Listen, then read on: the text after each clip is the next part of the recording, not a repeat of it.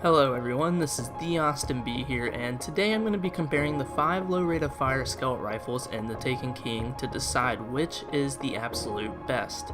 I'm not including the Jade Rabbit in this category since it's an exotic weapon and it wouldn't be fair matchup between the legendaries. So these are Badger CCL, which you can get from Vanguard rank up packages, Hand of Judgment, which you can get from Varix, Cocytus SR4 from the Gunsmith, Colavance's Duty from Iron Banner, and Last Extremity from the Crucible vendor or as a Crucible package reward. So before I go any further, I want to talk about recoil direction, and this is basically the kick pattern that naturally comes with your weapon, of course while not using the right stick to justify its pattern. These types of scouts have very little difference in recoil direction, so their priority is going to be the lowest. I just wanted to let you guys know that. So let's move on to this picture. We're going to talk about the base stats and show which stat are the best for each scout, after which I'll discuss which stats take priority for this archetype.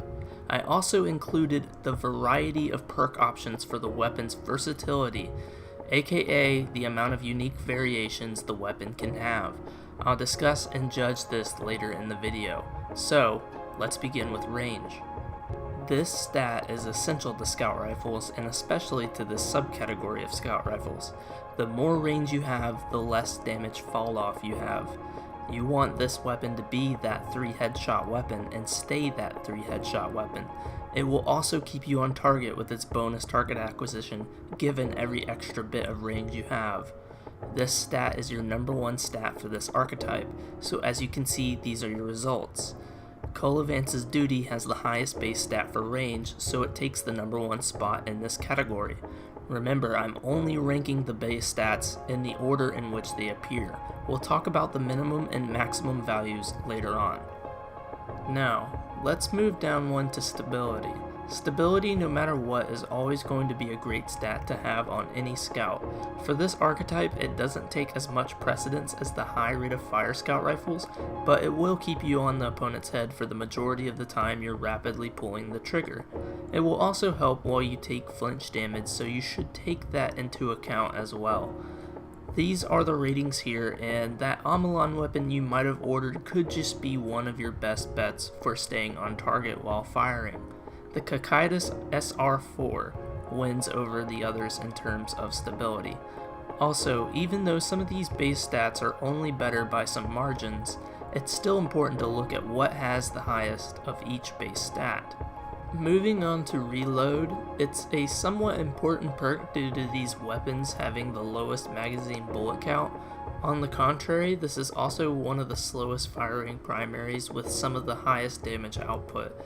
And all of these have a medium base length of time to reload, so it's kind of an important stat to have, and the results show that most of these weapons have about the same reload speed, but the Hand of Judgment wins by a small amount, giving it the number 1 spot.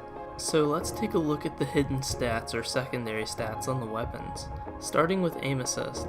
This, in my opinion, is the second most important stat for these types of scouts, working great in combination with range, allowing you to have an automatic drag towards an enemy target when aiming at them. It's almost like widening an enemy's hitbox the way the stat feels when it's used. The ratings show that Last Extremity has a very weak aim assist compared to the Hand of Judgment, which once again takes the number 1 spot. Now let's see the equip speed stats.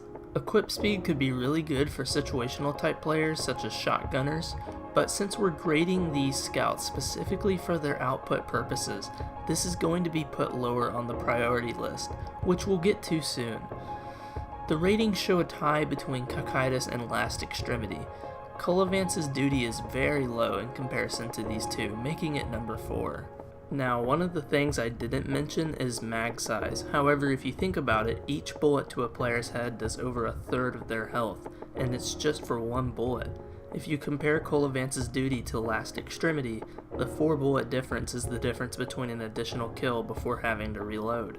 This puts this a bit higher on the priority list because of the scout's impact being 77.